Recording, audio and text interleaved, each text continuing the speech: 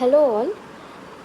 So as the part of our polity series, we shall discuss fundamental duties of Indian Constitution today. So fundamental duties ni మన కాన్స్టిట్యూషన్లో article 51A అని చెప్పి అందులో provide చేశారు. Right now మనకి 11 duties ఉన్నాయి. Okay, first అంటే constitution మనం ఫామ్ చేసుకున్నప్పుడు ఈ ఫండమెంటల్ డ్యూటీస్ అనేది వాళ్ళు ఇన్సర్ట్ చేయలేదు. బట్ లేటర్ 1976లో మనకి ఫండమెంటల్ డ్యూటీస్ అని ఒక చాప్టర్ యాడ్ అవుతుందన్నమాట. ఎందుకు అదే టైంలో యాడ్ అయింది అనేది మనం బ్యాక్గ్రౌండ్ స్టోరీ చూద్దాము. అయితే 1976లో మనకు ఓన్లీ 10 డ్యూటీస్ ఉన్నాయి. వేరస్ తర్వాత మనం వేరే ఒక అమెండ్మెంట్ తీసుకొచ్చుకొని very recent one right to education కింద 11th డ్యూటీ ఒకటి యాడ్ చేసాము. సో మనం వాటి గురించి డిస్కస్ చేద్దాం. Everything about fundamental duties article 51A.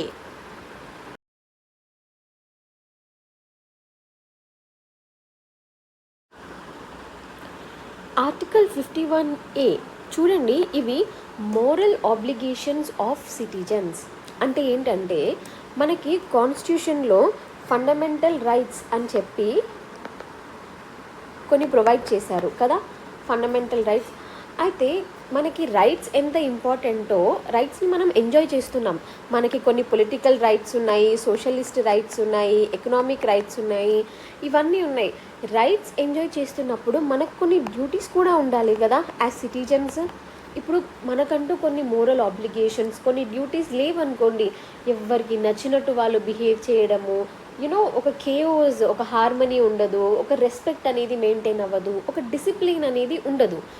So అలా మనమందరం ఒక సోషల్ ఆర్డర్ని ఫాలో అవ్వాలి అని చెప్పేసి ఇలాంటి ఫండమెంటల్ డ్యూటీస్ అనే కాన్సెప్ట్ని తీసుకొచ్చారు.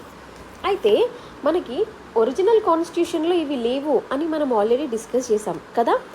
42nd అమెండ్మెంట్ యాక్ట్ 1976లో మనం ఈ ఫండమెంటల్ డ్యూటీస్ అనే చాప్టర్ని యాడ్ చేసుకున్నాము.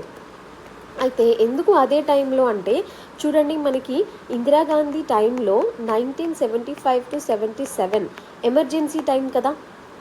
సో ఆ ఎమర్జెన్సీ టైంలో చాలా యాంటీ నేషనలిస్ట్ ఫీలింగ్స్ ఉండింది. అంటే గవర్నమెంట్కి ఎగెయిన్స్ట్గా ధర్నాలు చేయడము, స్ట్రైక్స్ చేయడము, పబ్లిక్ ప్రాపర్టీని తగలబెట్టడము. అప్పట్లో ఇందిరాగాంధీకి టూ మచ్ ఆఫ్ అపోజిషన్ ఉండింది. సో ఇలాంటి యాంటీ నేషనల్ ఫీలింగ్స్ని కొంచెం సోబర్ చేయడానికి, కామ్ చేయడానికి మనకంటూ ఇలాంటి డ్యూటీస్ ఉండాలి. ఈ డ్యూటీస్ ఉండడం వల్ల మనలో నేషనలిజం అనే ఫీలింగ్ ఇంక్రీజ్ అవ్వాలి, మనకంటూ ఒక డిసిప్లిన్ ఉండాలి అని చెప్పి వీటిని ఇన్సర్ట్ చేద్దాం అనుకున్నారు. అందుకని ఈ కాంగ్రెస్ పార్టీ ఏదైతే ఉందో 1976 ఆ టైంలో, స్పెషలీ ఇంటర్నల్ ఎమర్జెన్సీ నడుస్తున్న టైంలో ఒక కమిటీని వాళ్ళు పెట్టారనమాట. ఆ కమిటీ స్వరణ్ సింగ్ కమిటీ. అయితే ఈ స్వరణ్ సింగ్ కమిటీకి ఏం రెస్పాన్సిబిలిటీ ఇచ్చారు అంటే ఇండియాలో సిటిజన్స్కి ఎలాంటి ఫండమెంటల్ డ్యూటీస్ ఉంటే బాగుంటుంది, ఒక కోడ్ ఆఫ్ కండక్ట్ లాగా అన్నమాట. అవి ఫాలో అయితే వాళ్ళు మంచి సిటిజన్స్గా నడుచుకుంటారు, ఒక సోషల్ ఆర్డర్ డెవలప్ అవుతుంది, ఒక బ్రదర్హుడ్, ఒక హార్మనీ ఉంటుంది సొసైటీలో అని చెప్పి కొన్ని డ్యూటీస్ని లిస్ట్ చేయమన్నారు ఆ కమిటీ. సో ఆ కమిటీ వాళ్ళు ఇచ్చిన సజెషన్స్లో మ్యాక్సిమం యాక్సెప్ట్ చేశారు ఫండమెంటల్ డ్యూటీస్ లాగా.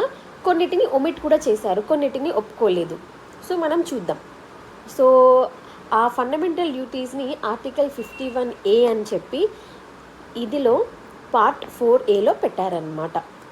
సో 42nd అమెండ్మెంట్లో మనకి 10 ఫండమెంటల్ డ్యూటీస్ని యాడ్ చేశారు అని చెప్పాం కదా 1976లో. అయితే రీసెంట్గా 86th కాన్స్టిట్యూషనల్ అమెండ్మెంట్ ఎప్పుడు వచ్చింది? ఇది అరౌండ్ 2002లో ఇంకొక ఎక్స్ట్రా డ్యూటీ యాడ్ చేశారనమాట, ఎడ్యుకేషన్ రిలేటెడ్. సో దాంతో కలిపి 10+1 ఇప్పుడు మనకు కరెంట్గా 11 ఫండమెంటల్ డ్యూటీస్ ఉన్నాయి. ఒకవేళ యాజ్ టైం పాసెస్ గవర్నమెంట్కి ఇంకేదైనా డ్యూటీ యాడ్ చేయాలి అనిపించింది అనుకోండి, వాళ్ళు చేయొచ్చు కూడా. సో చూద్దాం మనం ఏ కైండ్ ఆఫ్ డ్యూటీస్ ఉన్నాయి మనకి అని చెప్పి. సో చూద్దాం మనకి ఆ 11 ఫండమెంటల్ డ్యూటీస్ ఏంటి అని చెప్పి. Before going into this మీకు తెలియాల్సింది ఏంటి అంటే వెస్టర్న్ కంట్రీస్ యూజువల్గా డెవలప్డ్ కంట్రీస్ని చూసామనుకోండి, for example France, USA, Germany, Australia, Canada, వీళ్ళెవ్వరికి ఇలాంటి ఫండమెంటల్ డ్యూటీస్ అని చెప్పి చాప్టర్ ఏం లేదు. ఇన్ఫ్యాక్ట్ మనకు కూడా కాన్స్టిట్యూషన్ ఎన్ఫోర్స్ చేసుకున్నప్పుడు చాప్టర్ లేదు. బట్ ఎమర్జెన్సీ టైంలో ఆ anti Nationalist, anti government feelings ఏవైతే ఉన్నాయో ఆ అప్సర్జ్ని కంట్రోల్ చేయడానికి డ్యూటీస్ అని చెప్పి ఇలాంటి ఒక చాప్టర్ని పెట్టారనమాట. ఇలాంటిది ఒకటి ఉంటే ఒక నేషనలిజం అనే ఫీలింగ్ ఉంటుంది. మనం పబ్లిక్ ప్రాపర్టీని కాపాడడం కానీ, రిలీజియన్ని యూజ్ చేసుకొని డిస్క్రిమినేషన్ చేయడం కానీ, మన ఎన్విరాన్మెంట్ని ప్రొటెక్ట్ చేసుకోవడం కానీ, మన కల్చర్ని ప్రొటెక్ట్ చేసుకోవడం, ఇలాంటి డ్యూటీస్ని పెడితే నేషనలిజం ఉంటుంది అనే ఒక థాట్తో ఇది ఒక చాప్టర్ని తీసుకొచ్చారు. సో 1950లో మనం ఎన్ఫోర్స్ చేసుకున్నాము కాన్స్టిట్యూషన్ని. 1976 వరకు మనకు కూడా ఇలాంటి చాప్టర్ ఏం లేదు. వెస్టర్న్ కంట్రీస్కి ఇప్పటికి కూడా లేదు. ఎందుకంటే వాళ్ళ దగ్గర నోషన్ ఎలా ఉంటుందంటే, అంత డెవలప్డ్ కంట్రీస్లో సిటిజన్స్కి అంత తెలిసే ఉంటుంది వాళ్ళ డ్యూటీస్ ఏంటి, ఒక మంచి సోషల్ ఆర్డర్లో ఎలా నడుచుకోవాలి. It is expected of A citizen. వాళ్ళకి సపరేట్గా ఇలా చాప్టర్ పెట్టి తెలియాల్సిన అవసరం లేదు అనేసి వెస్టర్న్ కంట్రీస్ అనుకుంటున్నారు. పెట్టడం వల్ల ప్రాబ్లం ఏం లేదు, బట్ అది వాళ్ళ థాట్ ప్రాసెస్. బట్ మనం ఈ డ్యూటీస్ని ఎక్కడి నుంచి ఇన్స్పైర్ చేసుకున్నాము అంటే, అప్పటి ఎర్స్ట్ వైల్ యుఎస్ఎస్ఆర్, ఇప్పటి మన రష్యా నైబరింగ్ కంట్రీస్ ఉన్నాయి కదా, అక్కడి నుంచి మనం ఇన్స్పైర్ చేసుకున్నాం అనమాట. సో ఇప్పుడు డెవలప్డ్ కంట్రీస్లో జపాన్ని చూడండి. జపాన్కి ఒక సెపరేట్ చాప్టర్ ఉందన్నమాట, వాళ్ళ సిటిజన్స్ ఖచ్చితంగా ఫాలో అవ్వవలసిన డ్యూటీస్ అని చెప్పి. ఇలా వెరీ ఫ్యూ కంట్రీస్ డ్యూటీస్ అనే చాప్టర్ని పెట్టుకున్నారు. మనం బ్రాడ్గా చూస్తే సోషలిస్ట్ కంట్రీస్ ఏవైతే ఉంటాయో అక్కడ మనకి ఇలాంటి డ్యూటీస్ అనే కాన్సెప్ట్ కనిపిస్తుంది. సోషలిస్ట్ కంట్రీస్ అంటే వెల్ఫేర్ స్టేట్ అన్నమాట. ఎక్కడైతే గవర్నమెంట్ ఓనర్షిప్ ఉంటుందో, గూడ్స్ అండ్ సర్వీసెస్ ప్రొవైడ్ చేయడంలో ప్రైవేట్ సెక్టార్తో పాటు గవర్నమెంట్ కూడా ఇన్వాల్వ్ అవుతుందో, మెజారిటీ గవర్నమెంట్ ఓనర్షిప్ కూడా కనిపిస్తుందో, వాటిని మనం సోషలిస్ట్ కంట్రీస్ అని అంటాం. సో మనం చూద్దాం మనకి ఏ 11 డ్యూటీస్ ఉన్నాయి అని చెప్పి. ఫస్ట్ వచ్చేసి to abide by the constitution and respect national flag and national anthem. So మన రాజ్యాంగాన్ని, ఫ్లాగ్ని, యాంథమ్ని మనం పాటించాలి అని, ఇన్ ద సెన్స్ రెస్పెక్ట్ చేయాలి, వాటి ఇంటిగ్రిటీని అప్హోల్డ్ చేయాలి అని. ఇక్కడ ఒక్కటి గమనించండి మీరు కేర్ఫుల్గా, ఇక్కడే స్టేట్మెంట్ బేస్డ్ క్వశ్చన్ అడిగే ఛాన్స్ ఉంటుంది. నేషనల్ సాంగ్ని కూడా అబైడ్ చేయాలి అని పర్టికులర్లీ మెన్షన్ చేశారనుకోండి, ఇక్కడ మనకి నేషనల్ సాంగ్ అని ఏమి ఇవ్వలేదు, but it is expected of you. మనం నేషనల్ సాంగ్ని రెస్పెక్ట్ చేయాలి, ఎందుకంటే యాజ్ ఎ సిటిజన్ మనకు అదొక డ్యూటీ, ఒక రెస్పాన్సిబిలిటీ. కానీ ఫండమెంటల్ డ్యూటీలో మెన్షన్ చేశారా అంటే చేయలేదు. Just constitution, flag and national anthem.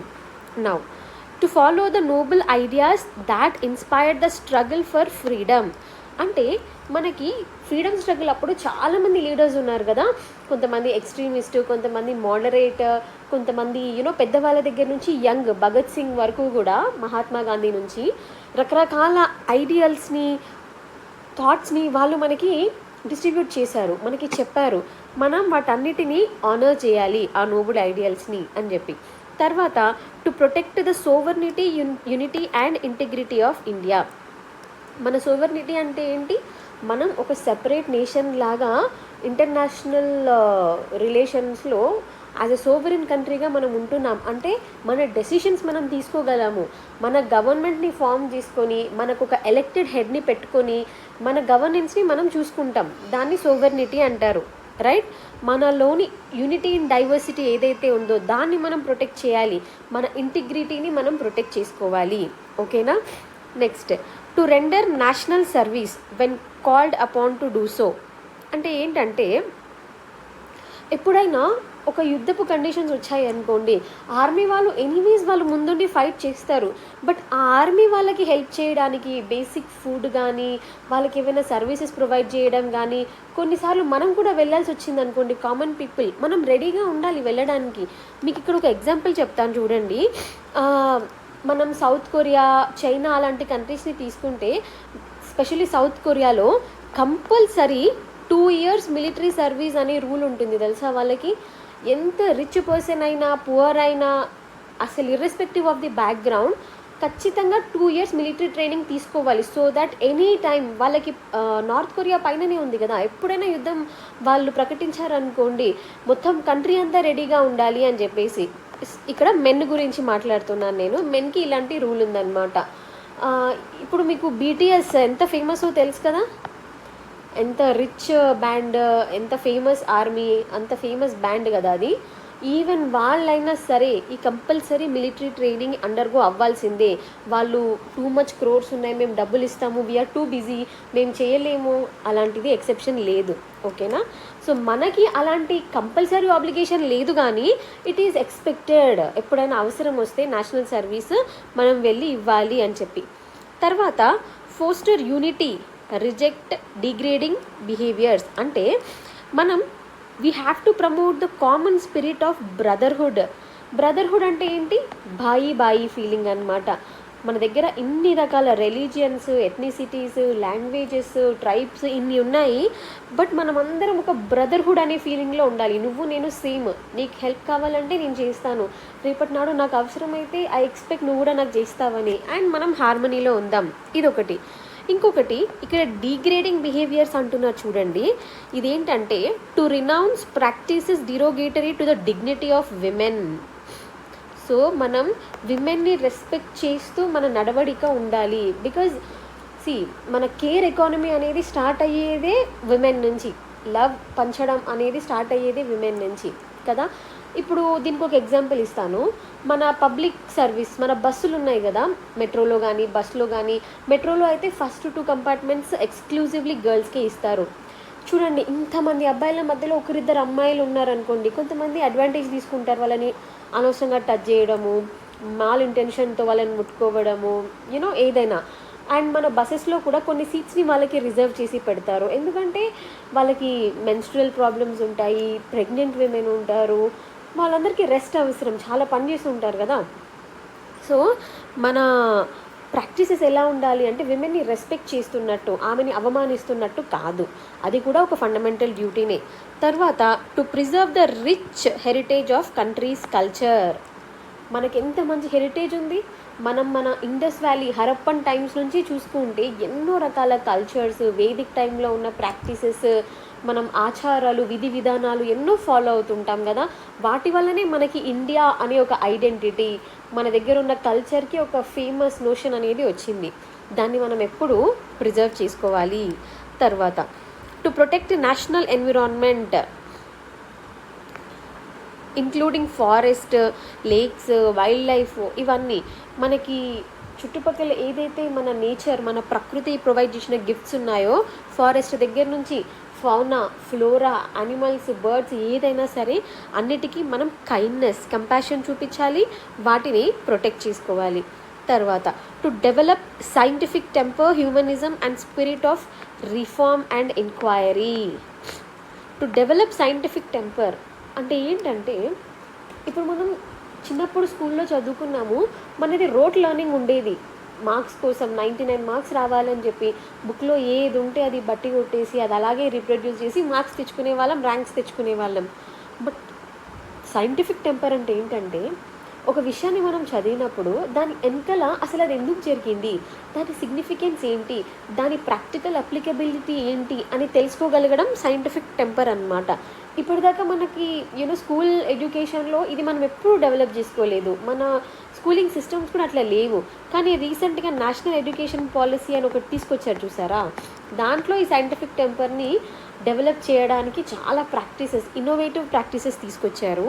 So ఆ spirit of enquiry, reform, temper అనేది మనం, సైంటిఫిక్ టెంపర్ అనేది మనం ఇంకల్కేట్ చేసుకోవాలి అని చెప్తున్నారు. తర్వాత to safeguard public property and to abjure violence. So public property ఏదైనా రాస్తా రోకో లేదా ధర్నా ఏదైనా చేసేటప్పుడు కొన్నిసార్లు హీట్లో ఏమవుతుంది, గొడవల్లో పబ్లిక్ బస్సెస్ని తగలబెట్టడము. ఫర్ ఎగ్జాంపుల్ ఏదైనా గవర్నమెంట్ ఆఫీసెస్ తీసుకోండి, గవర్నమెంట్ బ్యాంక్స్ అయినా తీసుకోండి. For example Punjab national bank, state bank of India, ఎక్కడైతే గవర్నమెంట్ యొక్క స్టేక్ ఎక్కువగా ఉందో వాటిని తగలబెట్టడం, గవర్నమెంట్ ప్రాపర్టీకి నష్టం కలిగించడం, ఇలాంటివి చేయొద్దు. బికాజ్ మనం ఏదో హీట్లో చేసేస్తాం కానీ ఆ ప్రాపర్టీ పోవడం వల్ల మిగతా వాళ్ళకి ఎంత నష్టం. మీరు బస్సులన్నీ తగలబెట్టేశారనుకోండి, రేపటి నాడు కామన్ పీపుల్ వాళ్ళ ఉద్యోగాలకు వెళ్ళాలి, వాళ్ళ ట్రావెల్ ప్రాబ్లమ్స్ ఉంటాయి, వాళ్ళ దగ్గర ఓన్ వెహికల్ లేదు, ఇదే కదా వాడాలి. సో మనం మన పబ్లిక్ ప్రాపర్టీని ఎప్పుడూ కాపాడుకోవాలి అని చెప్పి. To strive for the excellence in all spheres of individuals. So ఒక ఇండివిజువల్కి ఎన్ని స్పియర్స్ ఉంటాయో అన్ని రకాలుగా, political, economical, social, mental, psychological, అన్నిట్లో మనం ఒక బెస్ట్ ఇండివిజువల్ అనేటట్టుగా మనం బతకాలి. అది కూడా ఫండమెంటల్ డ్యూటీ. ఇక్కడ 10 డ్యూటీస్ ఉన్నాయి చూసారా, ఇవన్నీ స్వరణ్ సింగ్ కమిటీ వాళ్ళు చెప్పిన వాటి నుంచి తీసుకున్నారు. ఈ 10 మనకి 1976లోనే వచ్చేసాయి అన్నమాట. కానీ 11th డ్యూటీ ఉంది చూసారా, to provide opportunity for education to the child between the ages of 16 to 14 years. ఇది మనకి 86th కాన్స్టిట్యూషనల్ అమెండ్మెంట్ 2002లో వచ్చింది, ఈ 11th. అయితే మనకి రైట్ టు ఫ్రీ ఎడ్యుకేషన్ అనేది చిన్నపిల్లలకి మనకు ఆల్రెడీ ఫండమెంటల్ రైట్ ఉంది. మరి ఇక్కడ ఎందుకు పెట్టారు డిపిఎస్పిలో అంటే, డిపిఎస్పి కాదు, ఫండమెంటల్ డ్యూటీస్లో అని అంటే, ఇక్కడ to ensure education for children అంటున్నారు. అంటే దీని మీనింగ్ ఏంటంటే పేరెంట్స్కి చెప్తున్నారు అన్నమాట, గవర్నమెంట్ ఫ్రీ ఎడ్యుకేషన్ ప్రొవైడ్ చేస్తుంది సరే, కానీ వాళ్ళు స్కూల్స్ దాకా వెళ్ళేటట్టు, వాళ్ళు ఎడ్యుకేషన్లోకి వెళ్ళేటట్టు తీసుకెళ్ళగలిగే బాధ్యత మీది. To provide opportunity for education అని మీనింగ్ అనమాట. ఇది మనం పేరెంట్స్కి చెప్తున్నాం, తీసుకెళ్ళండి మీ పిల్లల్ని, మీరు వాళ్ళు ఖచ్చితంగా వెళ్ళేటట్టు, స్కూల్కి 100% అటెండెన్స్ ఉండేటట్టు, వాళ్ళు లేబర్కి వెళ్ళకుండా, చైల్డ్ లేబర్ కాకుండా చదివిపించేటట్టు చేసే బాధ్యత మీది, ఆ డ్యూటీ మీది అని ఈ 11th డ్యూటీ చెప్తుంది. అయితే ఇక్కడ ఇంకొక ఎక్స్ట్రా పాయింట్ మీరు నోట్ చేయాలి అంటే, ఇక్కడ చూడండి 16 to 14 years ఎడ్యుకేషన్ గురించి ప్రొవైడ్ చేయండి అని చెప్పి 11th డ్యూటీలో మాట్లాడుతున్నారు. అయితే మనకి 3 to 6 కూడా స్కూలింగ్ ఉంటుంది కదా, అవునా? అప్ టు 3 మనకు కొంచెం మంచి ఫుడ్, న్యూట్రిషన్ కావాలి. 3 to 6 కూడా ప్రీ ఎడ్యుకేషన్, అంగన్వాడీ ఎడ్యుకేషన్ అంటాం కదా, దీన్ని ఎక్కడ ఇంక్లూడ్ చేశారు అంటే DPSP, directive principles of state policy, అక్కడ ఇంక్లూడ్ చేశారు పార్ట్ 4లో అనమాట. ఓకేనా? అప్ టు 6 years ఏమో డిపిఎస్పిలో మాట్లాడారు, 6 to 14 years మీరు ఎన్ష్యూర్ చేయండి అని చెప్పి ఫండమెంటల్ డ్యూటీస్లో మాట్లాడారు. సో ఇవి మన 11 ఫండమెంటల్ డ్యూటీస్. ఓకేనా? నా దీని గురించి మనం ఫీచర్స్ని డిస్కస్ చేద్దాం. వీటికి ఉన్న ప్రాపర్టీస్ ఏంటి? డ్యూటీస్ ఇచ్చారు, లిస్ట్ మనం చదివాము, ఓకే. వీటికి ఉన్న ప్రాపర్టీస్, క్రిటిసిజం, సిగ్నిఫికెన్స్ మనం డిస్కస్ చేద్దాం. Need for fundamental rights, fundamental duties. అసలు మనకి డ్యూటీస్ అనేవి ఎందుకు అని అంటే, సస్టైనింగ్ డైవర్సిటీ. మన దగ్గర ఎంతో డైవర్సిటీ ఉంది. మీరు వెస్ట్రన్ కంట్రీస్, అదర్ కంట్రీస్ చూసారనుకోండి, మేజర్గా ఒక రిలీజియన్ కనిపిస్తుంది, దాని తర్వాత మిగతావన్నీ చిన్న రిలీజియన్స్, వాళ్ళకంటూ ఒక యూనిఫామ్ థీమ్ అలా ఫాలో అవుతూ ఉంటారు. బట్ ఇండియా కేస్ చూడండి, ఎన్ని రిలీజియన్స్ ఉన్నాయి మనకి, అసలు so many, you can't count. చిన్న చిన్న అంటే రిలీజియన్ మనకి మేజర్గా ఈ Hinduism, Buddhism, Islam, Christianity, Buddhism, Jainism, Sikhism, Parsi, ఇవి కాకుండా మనకి మైనర్గా మనం ట్రైబల్ కల్చర్లోకి వెళ్ళామనుకోండి, వాళ్ళకంతా separate culture, separate code of conduct ఉంటుంది, వాళ్ళ ట్రెడిషన్ వేరు, హెరిటేజ్ వేరు, వాళ్ళ లాంగ్వేజెస్ వేరు. ఇలా చూసుకుంటే ఎంతో డైవర్సిటీ ఉంది, అవునా? రకరకాల పీపుల్, రకరకాల డిఫరెన్సెస్. మరి ఇంతమంది కలిసి యాజ్ అన్ ఇండియన్ మేమంతా ఒకటే కంట్రీ అని చెప్పాలంటే యాక్చువల్లీ కష్టం. సో వాళ్ళకంటూ ఒక నేషనలిజం ఫీలింగ్, మనమంతా ఒకటే అనే ఫీలింగ్ తెప్పియడానికి ఇలాంటి ఒక లిస్ట్ ఆఫ్ డ్యూటీస్ ఉన్నాయన్నమాట. సో దట్ అది ఎవరు చదివినా వాళ్ళ మైండ్లో ఉంటుంది, మన బ్యాక్గ్రౌండ్, మనం ఏ కాస్ట్, ఏ రిలీజన్ కాదు, అందరికీ ఇవే డ్యూటీస్, మనమందరం యూనిటీని మెయింటైన్ చేయాలి అని ఒక ఫీలింగ్ ఉంటుంది అని చెప్పి ఇలాంటి డ్యూటీస్ ఇచ్చారు అని. తర్వాత they link rights and responsibilities. So ఇది మనం ఆల్రెడీ డిస్కస్ చేసాం, మనకంటూ కొన్ని రైట్స్ ఇచ్చింది కాన్స్టిట్యూషన్ ఎంజాయ్ చేయడానికి. మరి రైట్స్ ఉన్నప్పుడు డ్యూటీస్ కూడా ఉంటాయి కదా, ఎక్స్పెక్ట్ చేస్తారు డెఫినెట్గా. మీకు ఇంత ప్రొవైడ్ చేస్తున్నాం rights for a good, comfortable, happy life. మరి మీరు కంట్రీ ప్రోగ్రెస్ అవ్వడానికి, కంట్రీ హ్యాపీగా థ్రైవ్ అవ్వడానికి, ఒక నేషన్లో ఉండడానికి మీకంటూ కొన్ని బాధ్యతలు, కొన్ని రెస్పాన్సిబిలిటీస్ ఉంటాయి అని చెప్పి రెండిటిని కోరిలేట్ చేస్తూ వచ్చినవే డ్యూటీస్ అన్నమాట. ఓకే, రైట్స్ని రెస్పాన్సిబిలిటీస్ని కోరిలేట్ చేస్తుంది. తర్వాత ప్రొటెక్టింగ్ సోవర్నిటీ. చూడండి, మనం యాజ్ అ కంట్రీగా ఇండియాని ఎలా కాపాడుకోవాలి, హెరిటేజ్ని, పబ్లిక్ ప్రాపర్టీని, కాన్స్టిట్యూషన్ని అని మనకు కొన్ని డ్యూటీస్ ఇచ్చారు. దీనివల్ల ఏమవుతుందంటే ఇండియా అనేది సోవరెన్గా ఇంటర్నేషనల్ అరేనాలో కనిపిస్తుందన్నమాట. మన సిటిజన్స్ మన నేషన్ని కాపాడుకుంటున్నట్టు, సోవర్నిటీని కాపాడుతున్నట్టు కనిపిస్తుంది. తర్వాత ఇట్స్ ఎ మోరల్ కంపాస్. చూడండి, దీనివల్ల కొంత ఎథిక్స్, కొంత మంచి బిహేవియర్ అనేది ఇన్కల్కేట్ అవుతుంది. ఫర్ ఎగ్జాంపుల్, చాలామందికి అనిపించవచ్చు, మనకి అందరికీ yes I am an Indian, మాది ఇండియా అనే ప్యాట్రియాటిక్ ఫీలింగ్ చాలా ఉంటుంది. వాళ్ళకి అనిపించింది అనుకోండి, నేను ఒక గుడ్ సిటిజన్గా ఎలా బతకాలి, నేను ఎలా బిహేవ్ చేస్తే నేను బెస్ట్ ఇండియన్ అవుతాను అని అనిపిస్తే ఈ ఫండమెంటల్ డ్యూటీస్ని ఫాలో అవ్వచ్చు అనమాట. దీని ద్వారా వాళ్ళ బిహేవియర్, వాళ్ళ ఎథికల్ కండక్ట్ అనేది ఇంప్రూవ్ అవుతుంది ఈ డ్యూటీస్ని ఫాలో అవుతే. తర్వాత స్ట్రెంగ్థెనింగ్ సిటిజన్షిప్. మనం బ్రదర్హుడ్ని ఎలా కాపాడుకోవాలి, కంట్రీకి అవసరమైనప్పుడు నేషనల్ సర్వీస్కి రెడీగా ఉండాలి, ఇర్రెస్పెక్టివ్ ఆఫ్ ది రిలీజియన్ మన ఎన్విరాన్మెంట్ని, విమెన్ని కాపాడుకోవాలి. ఇవన్నీ ఏంటంటే ఒక ప్యాట్రియాటిక్ ఫీలింగ్ని డెవలప్ చేయడము, అలాగే ఒక కాన్షియస్ని డెవలప్ చేయడం అనమాట. దీని ద్వారా ఇండియన్ అనే సిటిజన్షిప్ బాగా స్ట్రెంగ్తన్ అవుతుంది అనమాట. ఓకే, అందుకని చెప్పేసి ఈ ఫండమెంటల్ డ్యూటీస్ని ప్రొవైడ్ చేశారు in the constitution. Now sources of fundamental duties, ఈ పాయింట్ కూడా మనం చూసాం. వెస్టర్న్ కంట్రీస్ చాలా వరకు ఈ ఫ్రాన్స్, యుఎస్ఏ, జర్మనీ, అమెరికా ఇలాంటి కంట్రీస్ ఇలాంటి డ్యూటీస్ అనే చాప్టర్ ఏం పెట్టుకోలేదు. వాళ్ళు సిటిజన్స్కి తెలుస్తుంది this is minimum expected of A citizen అని చెప్పి వాళ్ళు ఏం అవసరం లేదు అనుకున్నారు. బట్ జపాన్ కాన్స్టిట్యూషన్లో మనకి డ్యూటీస్, వాళ్ళు ఫాలో అవ్వాల్సిన డ్యూటీస్ అని చెప్పి ఒక స్ట్రిక్ట్ చాప్టర్ ఒకటి ఉందన్నమాట. మనమేమో అప్పటి యుఎస్ఎస్ఆర్, ఇప్పటి మన రష్యా నైబరింగ్ ప్లేసెస్, అక్కడ నుంచి మనం ఇన్స్పైర్ అయ్యాము, అది కూడా చూసాము. ఇది పాయింట్ కూడా. యూజువల్గా socialist countries, welfare oriented countries ఎవరైతే ఉన్నారో వాళ్ళు ఎక్కువగా ఈ డ్యూటీస్కి స్ట్రాంగ్ ఎంఫసిస్ ఇస్తారనమాట. క్యాపిటలిస్ట్ కంట్రీస్ ఉన్నాయనుకోండి, క్యాపిటలిస్ట్ అంటే కొంచెం ప్రాఫిట్ ఓరియంటెడ్ ఉంటారు, అంటే ఎవరెంత కష్టపడితే వాళ్ళకి ఎక్కువ బెనిఫిట్స్ వస్తున్నాయి అని ఒక ఫిలాసఫీ అనమాట. ఇప్పుడు అంబానీ ఉన్నారు, అంబానీ అనొచ్చు, నేను నా తెలివిని యూజ్ చేసుకుని, నా క్రియేటివిటీ, ఇంటెలిజెన్స్తో నేను ఇన్ని కోట్లు సంపాదించాను, ఇదంతా నాదే, నా కష్టం, నా ఓన్ ఐడియా నుంచి వచ్చిన మనీ, నేను ఇప్పుడు గవర్నమెంట్ వచ్చేసి నువ్వు ఇంత సంపాదిస్తున్నావు కదా, నువ్వు ఒక కామన్ మ్యాన్తో కంపేర్ చేస్తే ఎక్కువ ట్యాక్స్ కట్టు, 30% కట్టు, కామన్ మ్యాన్ 10% కడతాడు అన్నప్పుడు అంబానీ లేదు, నేను ఒప్పుకోను, నేను ఎందుకు 30% కడతాను, ఇది నా సొంతంగా నా తెలివితో సంపాదించుకున్న మనీ కదా అని అంబానీ చెప్పలేడు. బికాజ్ ఆయన దగ్గర నుంచి ఆ ట్యాక్స్ తీసుకునే కదా మనం కామన్ పీపుల్కి డిస్ట్రిబ్యూట్ చేయాలి. ఒక్కతని దగ్గరే ఇంత కాన్సన్ట్రేషన్ ఆఫ్ వెల్త్ అనవసరం, రైట్? సో ఈ సోషలిస్ట్ కంట్రీస్లో ఏంటంటే వెల్ఫేర్కి ఎక్కువ ఇంపార్టెన్స్ ఇస్తారు. అదే కంట్రీలో సిటిజన్స్కి కొన్ని రెస్పాన్సిబిలిటీస్ ఉంటే బాగుంటుంది, డ్యూటీస్ ఉంటే బాగుంటుంది అని గవర్నమెంట్ ఎక్స్పెక్ట్ చేస్తుంది అనమాట. బికాజ్ వాళ్ళు అంతే సర్వీసెస్ కూడా ప్రొవైడ్ చేస్తున్నారు కదా. So to promote sovereignty, unity, integrity, మనకు కూడా కొన్ని డ్యూటీస్ ఉంటే బాగుంటుంది అని సోషలిస్ట్ కంట్రీస్ అనుకుంటారు. అయితే మనం కొన్ని అదర్ సోషలిస్ట్ నేషన్స్ని చూస్తే వాళ్ళు కొన్ని rights like right to work అలాంటివి కూడా ఇంక్లూడ్ చేసుకున్నారు డ్యూటీస్లో. బట్ మనము రైట్ టు వర్క్ అనేది ఇంకా ఇంక్లూడ్ చేయలేదు. బికాజ్ మన పాపులేషన్ చూడండి ఒకసారి, మోర్ దెన్ 130 కోట్లు, అవునా?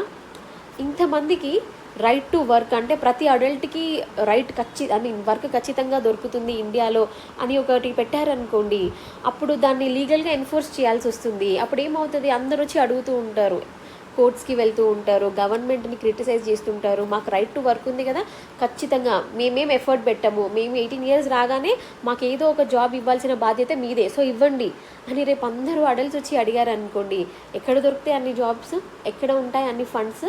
సో ఇలాంటి కొన్ని మన పాపులేషన్కి బట్టి, మన ఎకనామిక్ కెపాసిటీ బట్టి ఇలాంటి రైట్ టు వర్క్ లాంటివి మనం ఇంక్లూడ్ చేయలేదన్నమాట.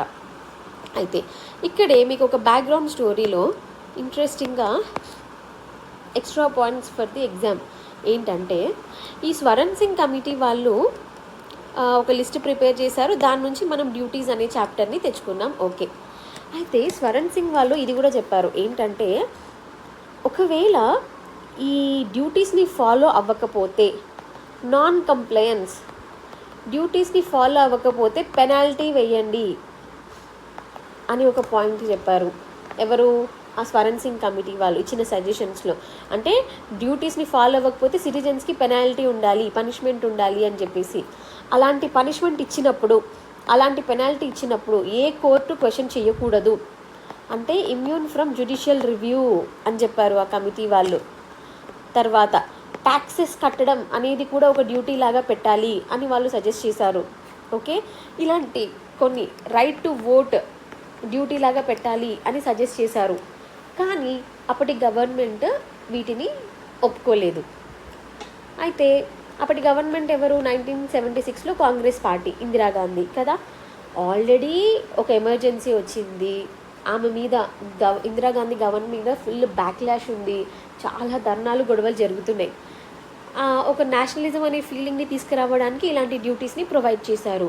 ఇప్పుడు ఆ డ్యూటీస్ని కూడా ఫాలో అవ్వకపోతే పనిష్మెంట్ ఇస్తాం, పెనాల్టీ ఇస్తామంటే జనాలు ఊరుకుంటారా? ఏమంటారు? మీరెవరు మాకు చెప్పడానికి మేము ఎలాంటి సిటిజన్ లాగా ఉండాలి, మేమేం ఫాలో అవ్వాలి అని క్వశ్చన్ వస్తుంది కదా.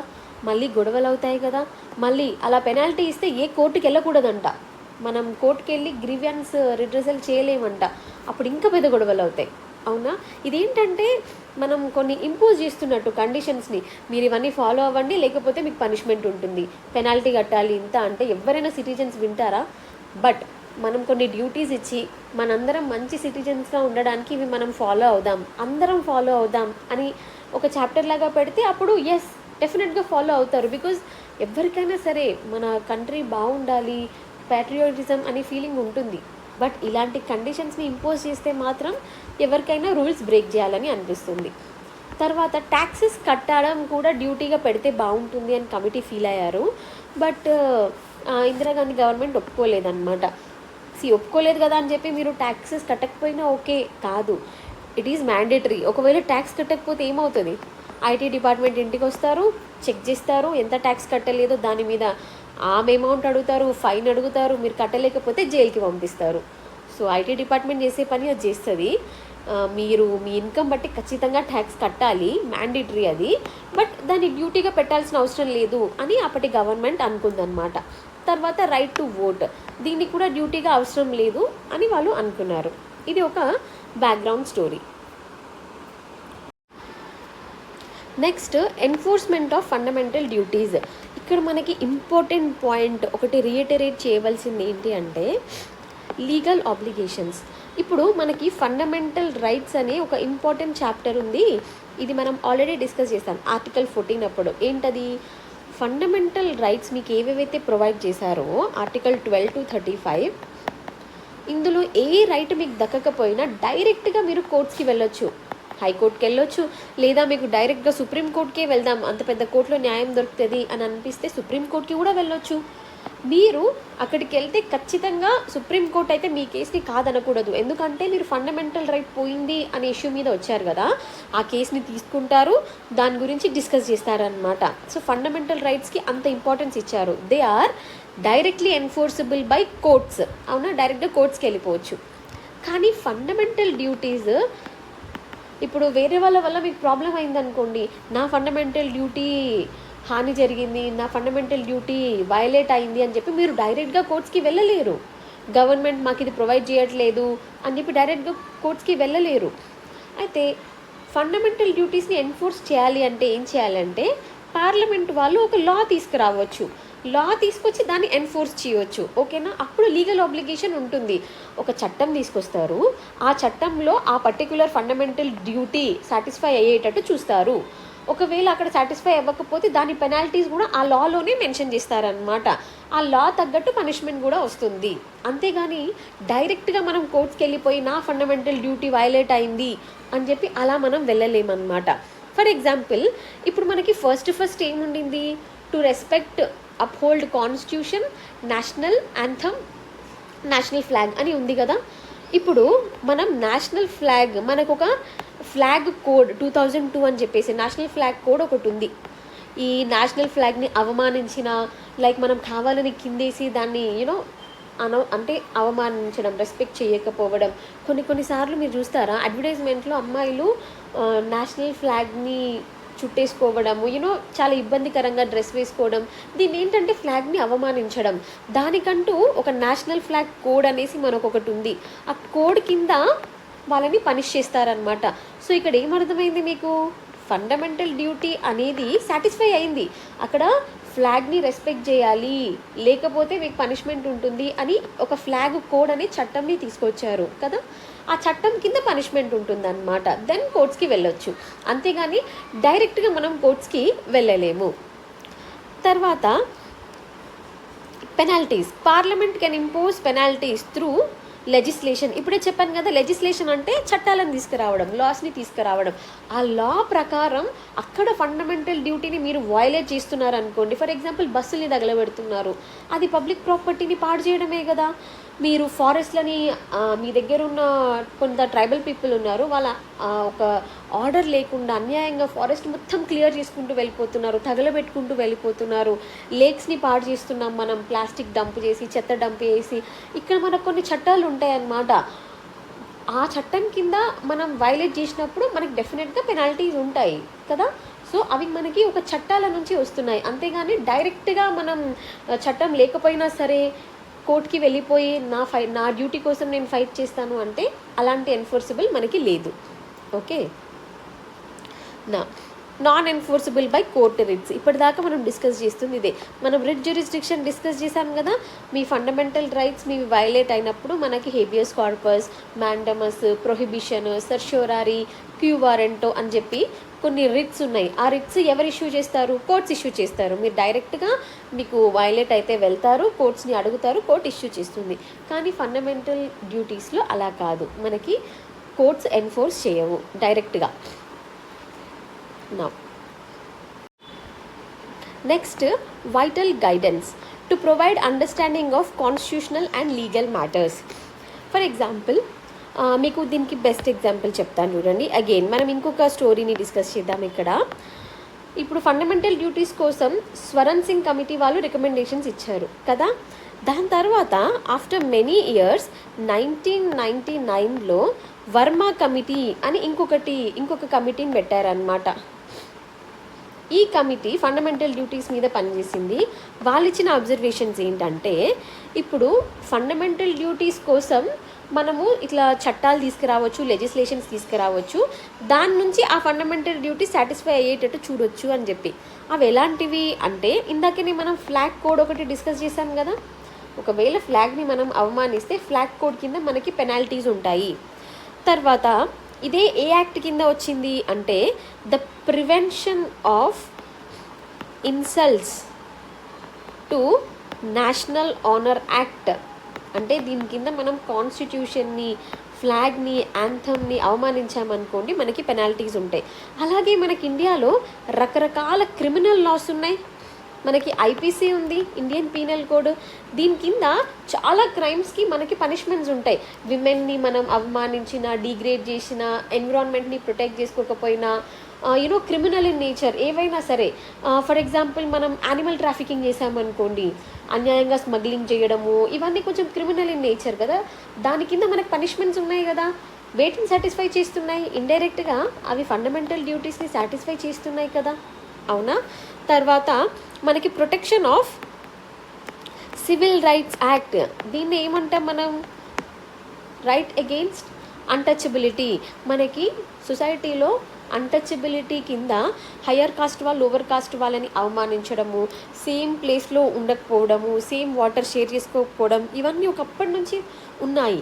ఇప్పుడు చాలా వరకు తగ్గాయి. బట్ మనం రూరల్ ప్లేసెస్కి వెళ్ళామనుకోండి ఇంకా కనిపిస్తాయి. ఫర్ ఎగ్జాంపుల్ ఇవాల్టి న్యూసే, అక్కడెక్కడో I don't remember the place, ఒక ఊర్లో ఒక లోవర్ కాస్ట్ ఆయన కౌస్ ఒక రెడ్డి వాళ్ళ చుట్టుపక్కల ఇంట్లో గడ్డిని మేసాయి అని చెప్పేసి అతన్ని కట్టేశారు తాడుకి. పశువులు కట్టేసే ప్లేస్లో అతన్ని కట్టేశారు అనమాట. ఎందుకు? నువ్వు లోవర్ కాస్ట్, నీ పశువులు ఎలా మా దగ్గర మేత మేస్తాయి అని చెప్పేసి. సో ఇప్పుడు ఇలాంటి అన్టచబిలిటీని చూపించిన, ఇలాంటి వివక్ష చూపించిన మనకి ఈ protection of civil rights act 1955 కింద పనిష్మెంట్ అండ్ పెనాల్టీ ఉంటుంది మనకి. అక్కడ కూడా ఫండమెంటల్ డ్యూటీ ఒకటి సాటిస్ఫై అయింది కదా, బికాజ్ మనం బ్రదర్హుడ్ గురించి, యూనిటీ గురించి మాట్లాడాము. దాన్ని సాటిస్ఫై చేయడానికి ఇలాంటి లా ఒకటి తెచ్చుకున్నాము. అలాగే మనకి అన్లాఫుల్ యాక్టివిటీస్ ప్రివెన్షన్ యాక్ట్ అని ఒకటి ఉంటుంది.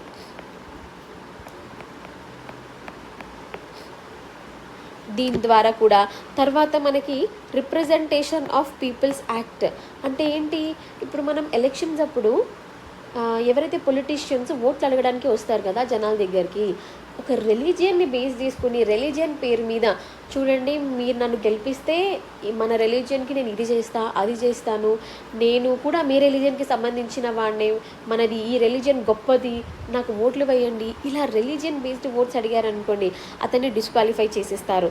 అలాగే మనకి wild life protection act 1972, forest conservation act 1980 ఇవి కూడా ఉన్నాయి.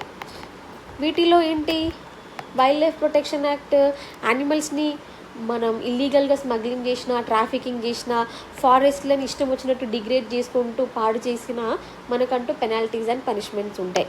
ఇవన్నీ ఏంటి, ఈ లెజిస్లేషన్స్ ద్వారా మనం మన ఫండమెంటల్ రైట్స్ని ఫండమెంటల్ డ్యూటీస్ని అమలులోకి తీసుకొస్తున్నాము. ఆ డ్యూటీస్ అనేవి ఏదో ఒక రకంగా సాటిస్ఫై అయ్యేటట్టు, ఇంప్లిమెంట్ అయ్యేటట్టు మనం ఈ లెజిస్లేషన్స్ని తీసుకొచ్చాం. So it provides understanding of constitutional and legal matters. ఎప్పుడైతే మనకు ఈ లెజిస్లేషన్ కింద కేసెస్ మనం డీల్ చేస్తుంటామో, ఆ డీల్ చేసేటప్పుడు వాళ్ళు చూస్తారు ఏ ఫండమెంటల్ డ్యూటీ ఇక్కడ ఇన్వాల్వ్ అయ్యింది, అప్పుడు ఈ డ్యూటీస్ అనే లిస్ట్ ఉంది కదా అక్కడ హెల్ప్ అవుతుంది అనమాట. ఏది వయలేట్ అయింది, ఏది ఇంప్లిమెంట్ అయింది అనే ఒక గైడెన్స్ని, డైరెక్షన్స్ని ఫండమెంటల్ డ్యూటీస్ అనేది ఇస్తుంది. అది next criticism of fundamental rights. దేనికైనా మనం ప్రోస్ కాన్స్ చూస్తాం కదా, దీంట్లో కాన్స్ ఏంటంటే ఇన్కంప్లీట్ లిస్ట్. కొంతమంది ఏం ఫీల్ అవుతారంటే థియరిస్టులు, కొన్ని మంచి మంచి డ్యూటీస్ని అసలు వీళ్ళు ఇంక్లూడ్ చేయలేదు. రైట్ టు ఓట్, ఖచ్చితంగా ట్యాక్స్ కట్టాలి, ఫ్యామిలీ ప్లానింగ్, ఇలాంటి డ్యూటీస్ కూడా పెట్టాల్సింది అని. చూడండి, ఫ్యామిలీ ప్లానింగ్ అంటే మనకి 1971 వరకు పాపులేషన్ ఒక మాదిరిగా పెరిగేది, బట్ 71 తర్వాత పాపులేషన్ ఎక్స్ప్లోజన్ అయింది అసలు విపరీతంగా. అసలు అప్పట్లో జనాలు అయితే 4, 5 ఇట్లా కంటూ పోతూనే ఉన్నారనమాట. ఆ టైంలో ఫ్యామిలీ ప్లానింగ్ చాలా అవసరమైంది. సరే, ఇప్పుడైనా చూడండి, మనం రీసెంట్గా 2023లోనే చైనాని సర్పాస్ అయిపోయాం మనం పాపులేషన్లో. అంత పాపులేషన్ ఉంది. ఇది ఇలాగే పెరుగుకుంటూ పోతే మన దగ్గర ఉన్న రిసోర్సెస్ ఏమో తక్కువ, పాపులేషన్ ఏమో ఎక్కువ, సరిపోదు కదా, ఇన్ఫ్లేషన్ వచ్చేస్తుంది. ఇప్పుడు మన టొమాటో ప్రైజెస్ చూడండి, 150కి కేజీ. ఇంత పాపులేషన్ ఉంది, టొమాటోలు ఏమో తక్కువ ఉన్నాయి. సో ఫ్యామిలీ ప్లానింగ్ ఎప్పుడైనా అవసరమే for a good nation planning. అలాంటిది కూడా డ్యూటీ లాగా పెట్టాల్సింది. రైట్ టు ఓట్ కూడా డ్యూటీ లాగా పెట్టాల్సింది, ఈ ట్యాక్సెస్ కట్టడం కూడా పెట్టాల్సింది, కానీ అవేవి పెట్టలేదు అని చెప్పేసి. ఓకేనా? అయితే మీరు ఇక్కడ ఒకటి గమనించండి, అప్పటి Swaran Singh committee right to vote, right to taxes, ఖచ్చితంగా ట్యాక్స్ కట్టాలి, ఇవి సజెస్ట్ చేసిందే పెట్టమని, కానీ అప్పటి గవర్నమెంట్ ఒప్పుకోలేదు పెట్టడానికి. అది మనం ఒకటి తెలుసుకోవాలి. రెండోది ల్యాక్ ఆఫ్ క్లారిటీ. కొన్ని వర్డ్స్ చాలా వేగ్గా, కాంప్లెక్స్గా ఉన్నాయన్నమాట ఒక కామన్ నార్మల్ సిటిజన్కి అర్థం అవ్వడానికి. మనం చూసాం కదా, to develop scientific temper, to inculcate moral precepts, ఇలాంటివి చెప్తే ఒక కామన్ పర్సన్కి ఏం అర్థమవుతుంది? సైంటిఫిక్ టెంపర్ అంటే దేనికి వెనకాల సైంటిఫిక్ టెంపర్? ఒకవేళ మోరల్ ప్రిసెప్ట్స్ అంటే ఇప్పుడు మనం నేషనల్ స్ట్రగుల్లో చూడండి, భగత్ సింగ్ ఒక ఐడియల్ చెప్తారు, మహాత్మా గాంధీ ఒక ఐడియల్ చెప్తారు. మహాత్మా గాంధీ ఏమో కంప్లీట్ నాన్ వైలెన్స్, అంటే భగత్ సింగ్ ఆర్ చంద్రశేఖర్ ఆజాద్ వీళ్ళేంటి, వైలెన్స్ చేసినా పర్లేదు, చంపేసినా పర్వాలేదు, మనం ఇండిపెండెన్స్ని తెచ్చుకుందాం. ఇలా రకరకాల మోరల్స్ ఉన్నాయి, దేన్ని ఫాలో అవ్వమంటున్నారు అని ఒక వేగ్నెస్ ఒకటి వస్తుందన్నమాట.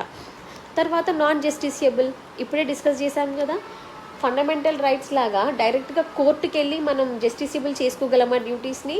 లేదు, జస్టిసియబిలిటీ అనేది లేదు. జస్ట్ ఒక మోరల్ కోడ్ మీరు ఫాలో అవ్వండి అని ఒక సజెషన్స్ ఇచ్చినట్టు, అంతవరకు మాత్రమే ఈ ఫండమెంటల్ డ్యూటీస్ రోల్ ప్లే చేస్తాయి అని. తర్వాత సూపర్ ఫ్లోస్ ప్రజెన్స్ అంటే ఏంటంటే, కొంతమంది ఏం ఫీల్ అవుతారంటే, ఇవి ఇలా సపరేట్ చాప్టర్ లాగా పెట్టడం అవసరమా? వెస్ట్రన్ కంట్రీస్ ఎలాగో పెట్టుకోలేదు చూడండి, ఇవన్నీ న్యాచురల్, ఎవరైనా సరే ఇవి కామన్గా ఫుల్ఫిల్ చేస్తారు ఈ రెస్పాన్సిబిలిటీని. దానికి ఒక చాప్టర్ పెట్టి ఫండమెంటల్ డ్యూటీస్ అని ఇంత పెద్ద పేరు ఇచ్చి అంత అవసరం లేదు అని కొంతమంది క్రిటిక్స్ ఫీల్ అవుతూ ఉంటారనమాట. చూడండి, దేనికైనా సపోర్టర్స్ ఉంటే క్రిటిక్స్ కూడా ఉంటారు. సో డ్యూటీస్కి కూడా ఉన్నారు. తర్వాత డిమినిష్డ్ ఇంపార్టెన్స్. ఇంకొంతమంది ఏం ఫీల్ అవుతారు, మనకి పార్ట్ 3లోనేమో ఫండమెంటల్ రైట్స్ అని పెట్టాము, పార్ట్ 4లోనేమో directive principles of state policy అని కొన్ని సోషల్ గాంధీయన్ రైట్స్ పెట్టాము. పార్ట్ 4Aలోనేమో డ్యూటీస్ని పెట్టాము. కొంతమంది ఏమంటారు, ఈ డ్యూటీస్ ఇంత ఇంపార్టెంట్ సిటిజన్స్కి, ఒక మంచి నేషన్గా డెవలప్ అవ్వడానికి, వీటిని ఫండమెంటల్ రైట్స్ పక్కన పెట్టాల్సింది కానీ ఎందుకు డిపిఎస్పి పెట్టి దాని తర్వాత డిపిఎస్పి తర్వాత ఇది పెట్టారు అని కొంతమంది ఫీల్ అవుతారు. దానివల్ల వాళ్ళ ఇంపార్టెన్స్, సిగ్నిఫికెన్స్ అనేది తగ్గిపోయింది అని చెప్పి చాలామంది ఫీల్ అవుతూ ఉంటారు అనమాట. సో ఇవన్నీ criticism of fundamental rights, fundamental duties. I'm so sorry, ఈ వీడియోలో ఫండమెంటల్ డ్యూటీస్ అనాల్సిన ప్రతిసారి నేను రైట్స్ అన్నాను. Please correct, it is fundamental duties. ఫైనల్గా కన్క్లూజన్ ఏంటి అంటే, మనకి ఆర్టికల్ 51A, ఈ డ్యూటీస్ ఎందుకు మనకి అంటే, ఎస్ ప్రతి ఒక్కరికి మినిమం ఇవన్నీ రెస్పాన్సిబిలిటీస్ తెలుస్తాయి. విమెన్ని రెస్పెక్ట్ చేయాలి, ఎన్విరాన్మెంట్ని కాపాడుకోవాలి, నేషనల్ ఫ్లాగ్ని రెస్పెక్ట్ చేయాలి, యాంథమ్ని రెస్పెక్ట్ చేయాలి, బ్రదర్హుడ్ మెయింటైన్ చేయాలి. బట్ ఏంటంటే ఇలా ఒక దగ్గర ఉండడం వల్ల మనకెప్పుడు ఒక రిమైండర్ లాగా అన్నమాట. చూడండి, మనం మర్చిపోతుంటాం బేసిక్గా. మనుషులకి ఒక గిఫ్ట్ ఏంటి, మనం బిజీ లైఫ్లో పడిపోయి కొన్నిసార్లు టూ మచ్ కార్పొరేట్ అయిపోయి మర్చిపోతూ ఉంటాం మనకున్న కొన్ని కాన్షియస్నెస్ కానీ, కొన్ని రెస్పాన్సిబిలిటీస్ కానీ. ఇలా ఒక చాప్టర్ ఉండడం వల్ల ఎప్పుడైనా మనం దారి తప్పినా, గాడి తప్పినా అగైన్ మనం బ్యాక్ వచ్చి ఒకసారి చూసుకోవచ్చు. Okay, this is how I should be. ఇలా ఉంటేనే మనం ఒక మంచి సిటిజన్గా పిలువబడతాము, మన దగ్గర హార్మనీ అనేది ఉంటుంది అని ఒక రిమైండర్ లాగా పనిచేస్తుంది. So it's always good to have a chapter like this అనేది ఒక కన్క్లూజన్ అనమాట. మన ఇండియన్ ఫిలాసఫీ అనేది మన డ్యూటీస్ ద్వారా తెలుస్తుంది. వేరే కంట్రీస్కి కానీ చదివే ఎవరికైనా సరే ఒక గ్లోబల్ పీస్ మెయింటైన్ చేయడానికి ఇండియా ఎంత థ్రైవ్ చేస్తుంది అనే విషయం కూడా అర్థమవుతుంది. అందుకే మనం ఇలాంటి డ్యూటీస్ అనే ఒక చాప్టర్ని పెట్టుకున్నాము అనేది conclusion. I hope this is easy and you understood the topic. Please let me know if there is any problem. We will continue with another interesting topic from polity. Thank you.